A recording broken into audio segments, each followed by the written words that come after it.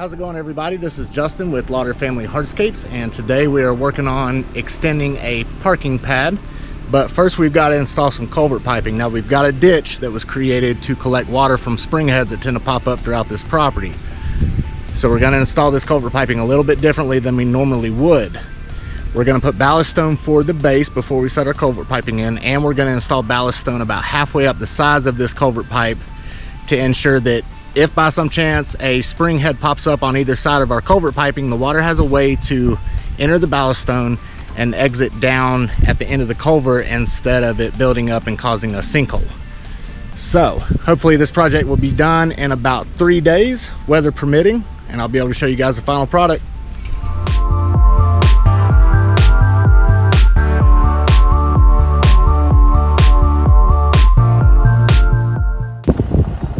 So for this project, we're going to use tow straps to be able to lift this culvert up with the excavator. So what we're going to do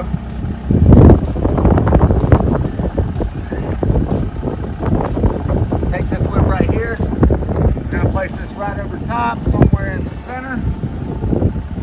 We're going to take these out a little bit wider so it's more stable. And we're going to want to roll this culvert to get these loops back on the other side.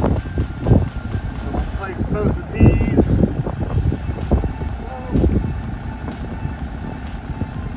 You can roll it or you can probably push it through.